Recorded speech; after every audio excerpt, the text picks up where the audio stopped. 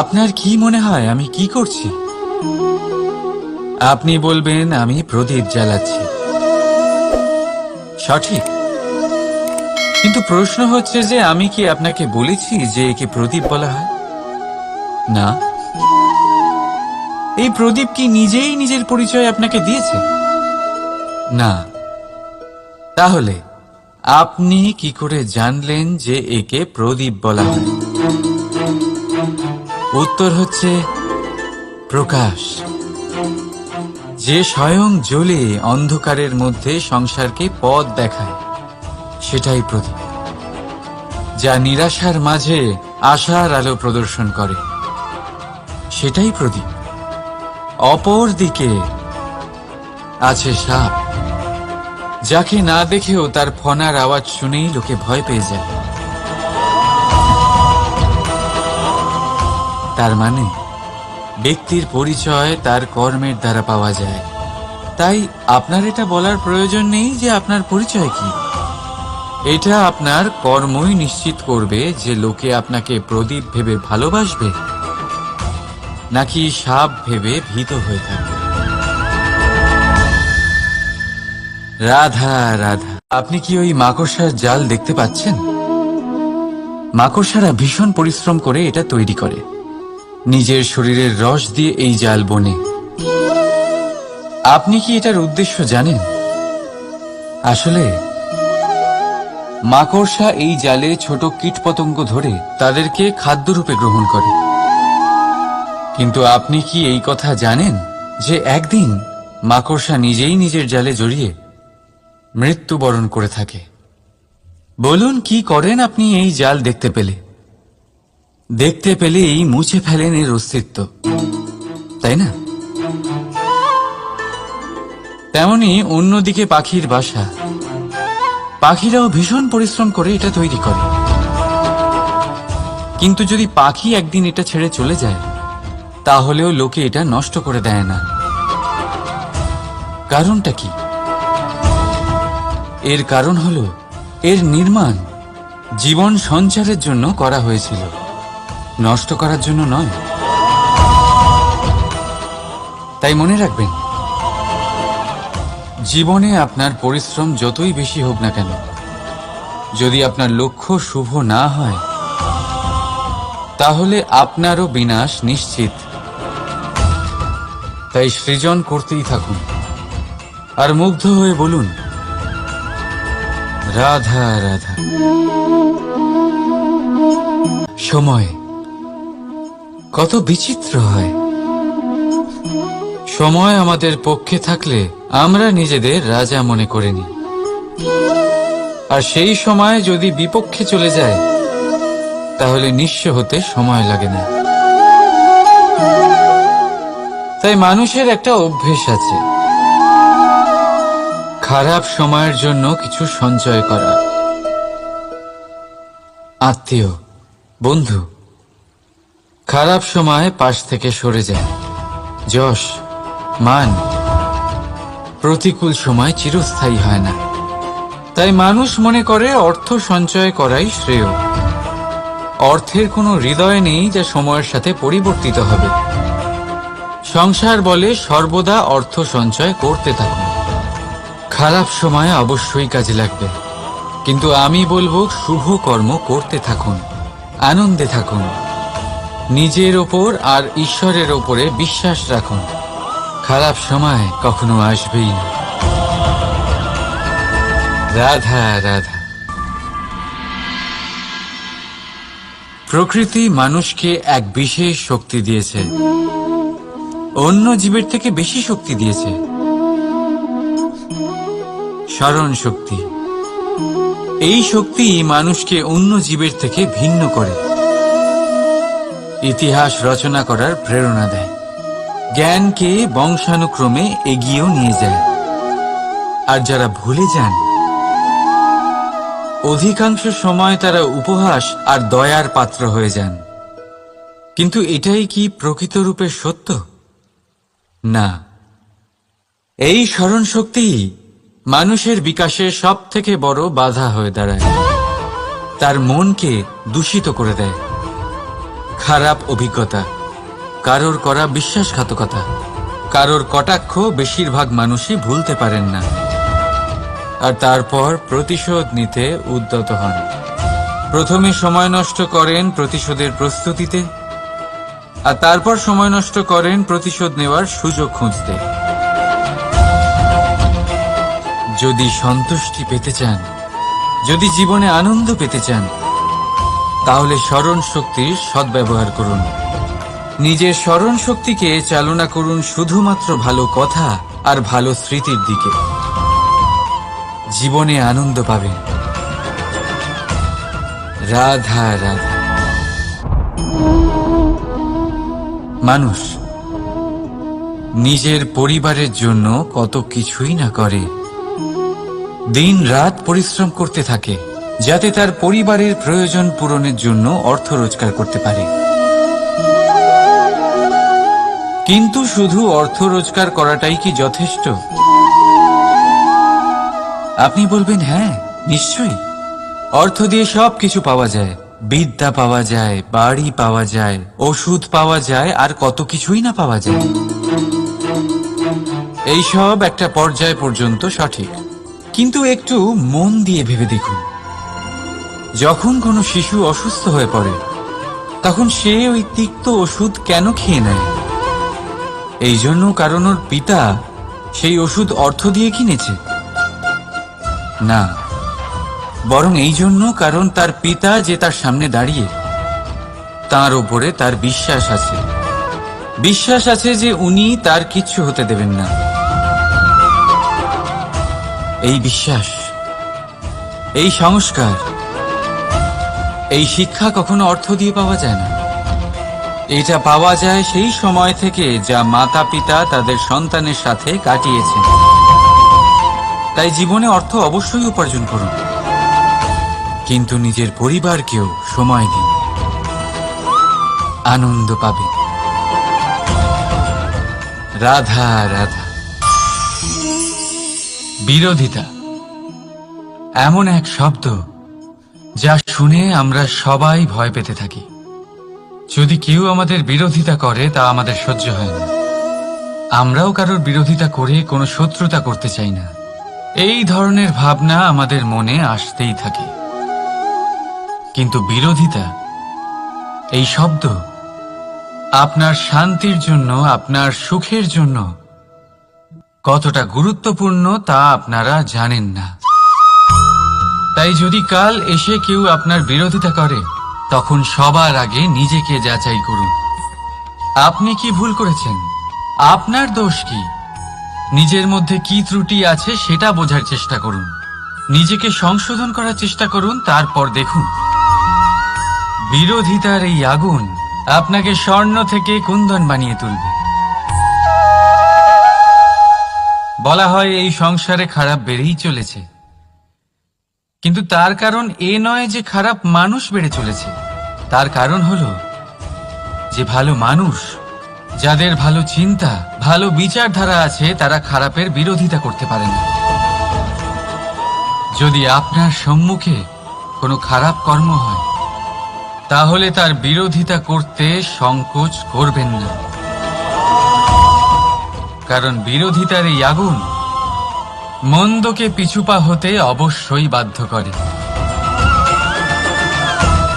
রাধা রাধা। জীবনে আপনি এরকম মানুষও দেখবেন যারা এটা বলে, ভাবে, নিজেকেও বলে যে উনি সেই এমন ব্যক্তি যার মতো আমি হতে চাই। ঠিক আছে, কারোর থেকে প্রেরণা নেওয়াটা কোনো ভুল নয়, কিন্তু কখনো কখনো এই প্রেরণা গুরুত্বহীন হয়ে যায়, আর আমরা শুরু করে দিই সেই ব্যক্তিকে নকল করতে। এখানেই থেমে যায় আমাদের উন্নতি। এবারে দেখুন, সংসারে শত কোটি রঙের ফুল আছে, কিন্তু তারা কখনো একে অপরকে নকল করে না। নকল করে না তাদের রং, নকল করে না তাদের সুগন্ধ। তাহলে আমরা করি কেন? প্রতিটা ব্যক্তির মধ্যে কোনো না কোনো প্রতিভা অবশ্যই থাকে, যা ফুটিয়ে তোলার সঠিক সময়ও আমাদের কাছে থাকে, কিন্তু সেই মানুষ সেই প্রতিভা নির্মাণ করার পরিবর্তে সময় নষ্ট করে অন্য কারোর মতো হওয়ার জন্য, কাউকে নকল করার জন্য। এটা করবেন না। সময়কে ব্যবহার করুন নিজের অস্তিত্ব নির্মাণ করার জন্য, কারণ কারোর ছায়া হওয়ার থেকে ভালো আপনি কারোর জন্য প্রেরণা হয়ে উঠুন। রাধা রাধা। আমরা সকলে পাথুরে রাস্তা এড়িয়ে চলি, কারণ এই পথের পাথর আমাদের যাত্রা আরো কঠিন করে তোলে, আমাদের পা আহত করে দেয়।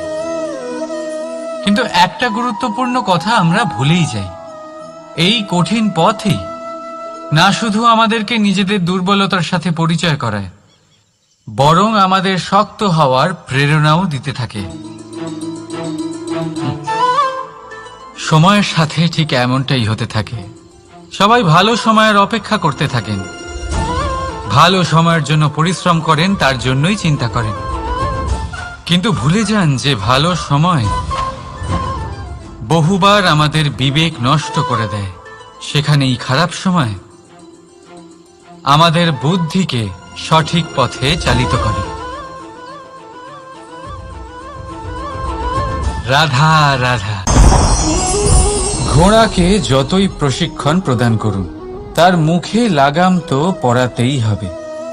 একজন ভালো চালক সেই ঘোড়ার লাগাম মাঝে মাঝে টেনে ধরে, তাকে সঠিক পথে চালিত করতে, যাতে সেই ঘোড়া দিগ্ভ্রান্ত না হয়।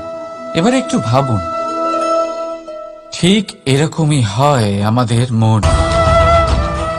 যদি এটা বিবেকের লাগাম দিয়ে মাঝে মাঝে আমরা টেনে না ধরি, তাহলে আমাদের এই মন দিগ্ভ্রান্ত হতে পারে। আর যদি আপনি আপনার লক্ষ্যে পৌঁছতে চান, তখন মনের এই লাগাম মাঝে মাঝে আপনাকে অবশ্যই টেনে ধরতে হবে, কারণ বিবেকের এই পথ প্রদর্শনই আপনাকে ভালোভাবে আপনার লক্ষ্যে পৌঁছে দেবে। মনে রাখবেন, আর আমার সাথে ভালোবেসে বলবেন, রাধা রাধা। আপনি কখনো জাঁতা কল দেখেছেন? তাতে গম পেষা হয়। গমকে এমন ভাবে পেষা হয় যাতে আমরা তা খেতে পারি, জীবিত থাকতে পারি। আর যদি আপনি মন দিয়ে দেখেন, তাহলে কলের নিচের অংশ কখনো ঘোরে না, শুধুমাত্র উপরের অংশই ঘোরে। আর তবেই তা গম পিষতে পারে, আর তবেই রুটি তৈরি হতে পারে। কিন্তু ভেবে দেখুন, যদি কলের দুটো অংশই ঘুরতে থাকে, তাহলে কি হবে? তা গম পেশার বদলে একে অপরকে পিষে নিজেদের অস্তিত্ব শেষ করে দেবে। তাই জীবনে কোনো কাজ যখন মন আর মস্তিষ্ক মিশিয়ে করা হয়, তখনই তা সম্পন্ন হয়। কিন্তু যখন বিষয় হলো ভক্তির, তখন মস্তিষ্কের যুক্তির মৌন থাকা প্রয়োজন।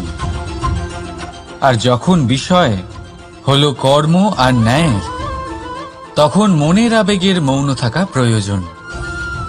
তাই মন আর মস্তিষ্কের এই সম্মিলনে সতর্ক থাকবেন। একসাথে অবশ্যই চলবে, কিন্তু একে অপরের বাধা যেন না হয়ে দাঁড়ায়। রাধা রাধা। আমি একটা এমন শব্দ যার অনেকগুলি মানে হয়, যার আসল অর্থ হল অহং। যদি আপনি কথা বলেন সৃষ্টির নির্মাণ নিয়ে, তাহলে আমি ব্রহ্মদেব হয়ে সৃষ্টির নির্মাণ করবে। যদি আপনি কথা বলেন প্রলয়ের, তাহলে সেই আমি মহাদেব হয়ে বিনাশ করবে। এই আমি সঙ্গতিপূর্ণ, কিন্তু শুধু ততক্ষণ যতক্ষণ আপনি এটা সবার সাথে ভাগ করছেন।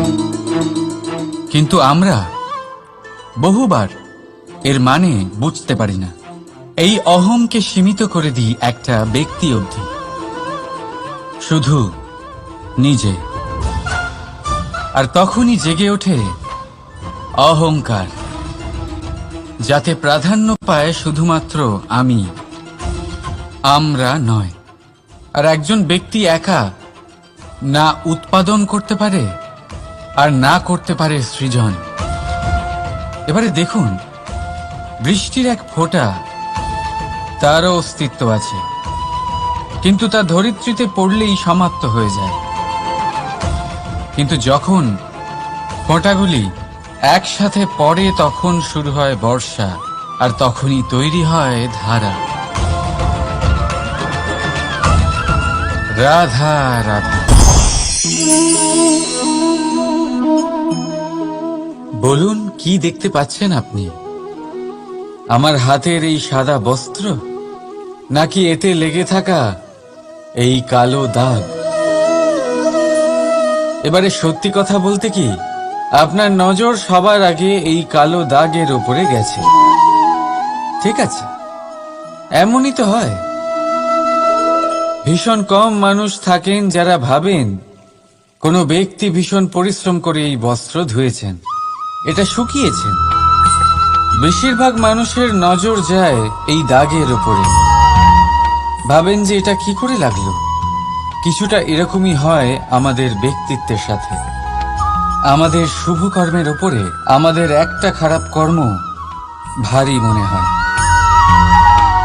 এবারে ভাবুন, যদি আমি চন্দ্রের কথা বলি, তাহলে তার শীতল আলো দেখার পূর্বে তার কলঙ্ক লক্ষ্য করেন, সেই চাঁদে লেগে থাকা কালো দাগ দেখে নেন। সেই জন্যই বিশেষ করে যারা শুধুমাত্র শুভ চিন্তা করেন আর উপকারী কর্ম যারা করেন, তাদের আমি বলবো সাবধানে থাকবেন, কারণ আপনার একটা খারাপ কর্ম চিরকালের জন্য উদাহরণ হয়ে দাঁড়াবে। রাধা রাধা। সাফল্য।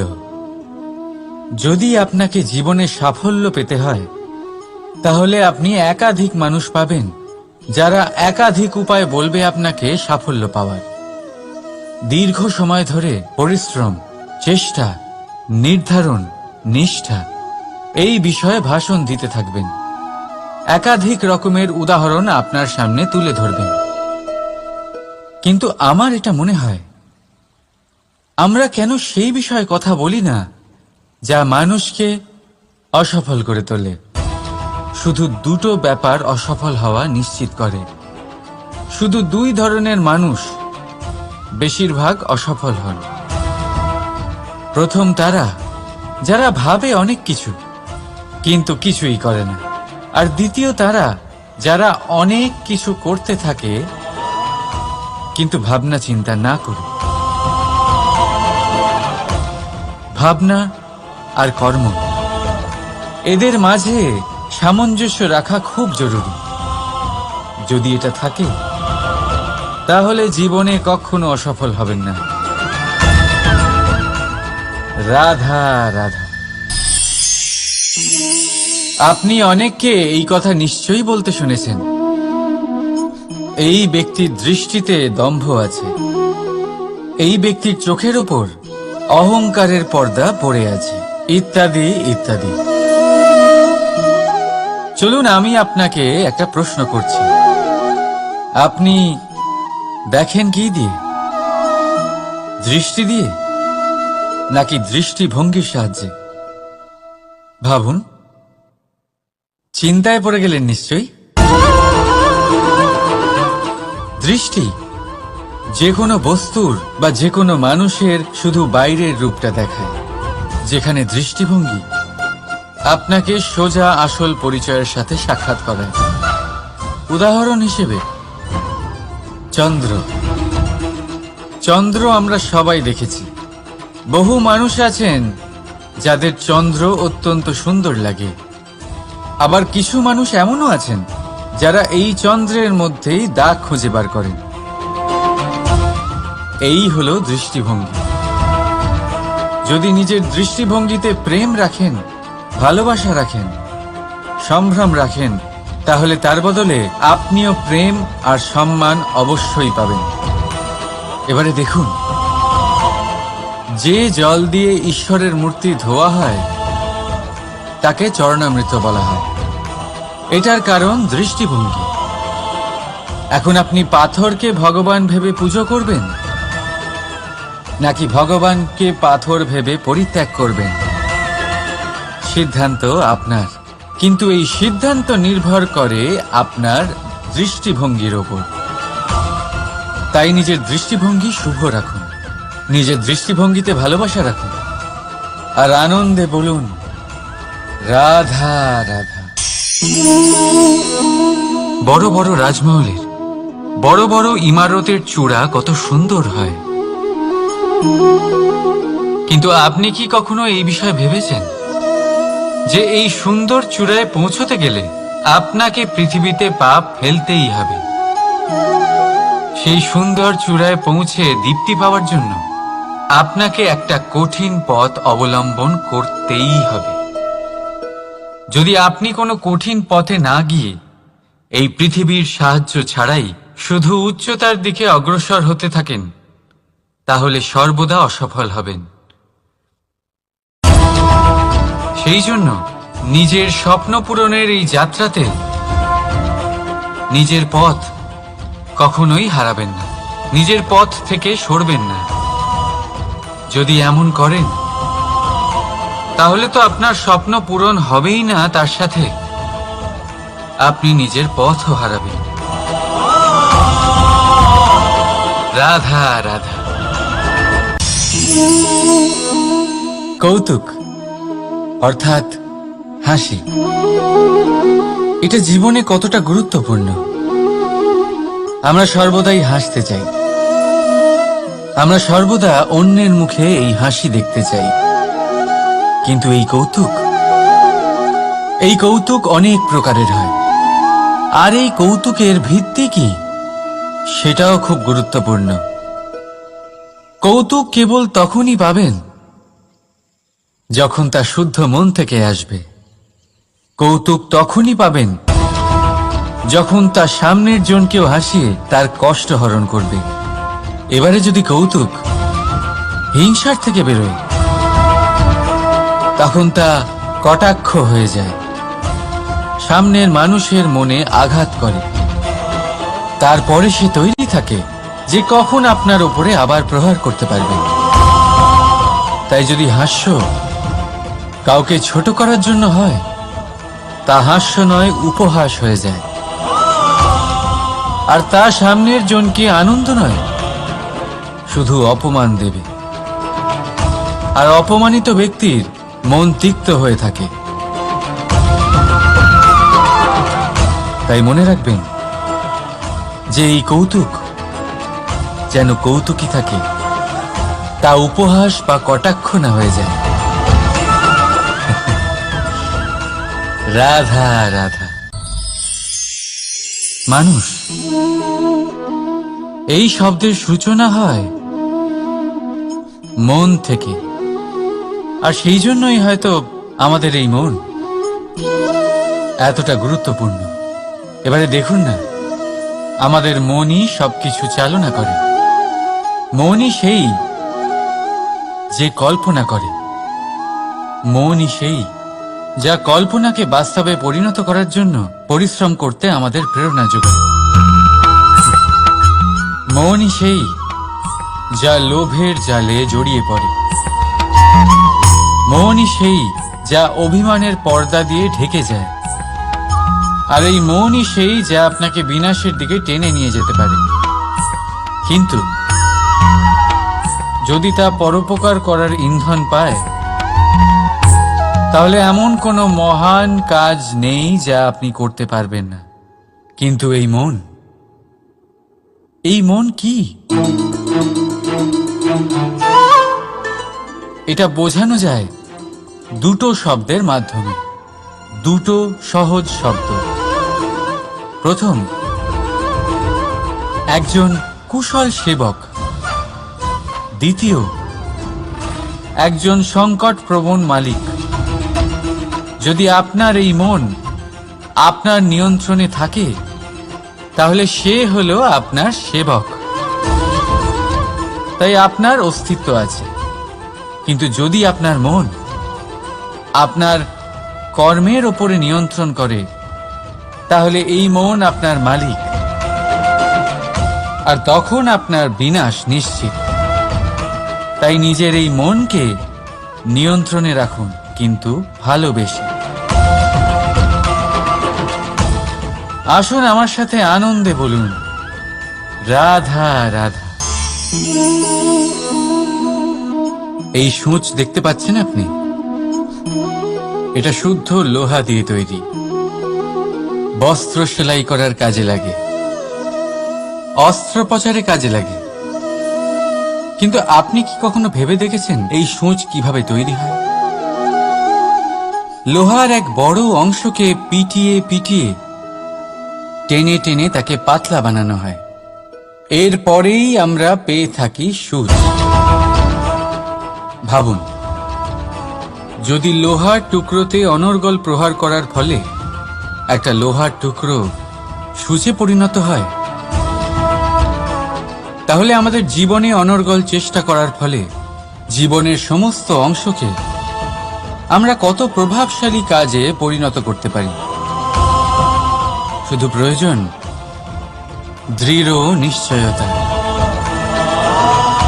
তাহলে আসুন আমার সাথে ভালোবেসে বলুন, রাধা রাধা।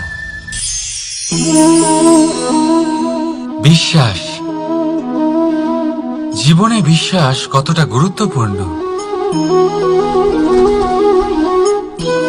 একজন স্ত্রী তার স্বামীর হাত ধরে যে কোনো জায়গায় যেতে পারেন। এর কারণ হলো বিশ্বাস। তার নিজের স্বামীর উপরে বিশ্বাস আছে। যখন একজন মা তার ছোট বাচ্চাকে কোলে তুলে হাওয়ায় ওঠায়, তখন সেই বাচ্চা ভয়ভীত হয়ে যায় না। তার কারণ হলো বিশ্বাস। তার বিশ্বাস আছে যে তার মা তার কিচ্ছু হতে দেবে না। এক বৈদ্যের দেওয়া ঔষধ সন্তান কিছু না বুঝে শুনেই খেয়ে ফেলে। সেই বৈদ্যের জ্ঞানের বিষয়ে তার কোনো ধারণাই থাকে না। শুধু নিজের পিতার উপরে বিশ্বাস আছে যে তার পিতা তাকে খারাপ কিছুই দেবে না। যখন এই সংসারের প্রতিটা বন্ধন বিশ্বাসের উপরে দাঁড়িয়ে আছে, তাহলে কেন এই বিশ্বাসকে আমরা জীবনে আনতে পারি না? আপনি নিজেই দেখুন, এই বিশ্বাস নিজের জীবনে এনে দেখুন, সবকিছু আরো সুন্দর হয়ে যাবে। তাই ভালোবেসে বলুন, রাধা রাধা।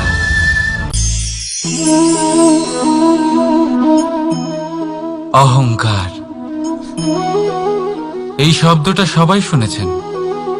বহু মানুষকে আপনি এটা বলতে শুনেছেন যে ওই ব্যক্তির অহংকার আছে, ওই মানুষটির ক্ষমতার অহংকার আছে, ওই ব্যক্তির নিজের রূপ নিয়ে অহংকার আছে, ওই ব্যক্তির নিজের অর্থের অহংকার আছে, ইত্যাদি ইত্যাদি।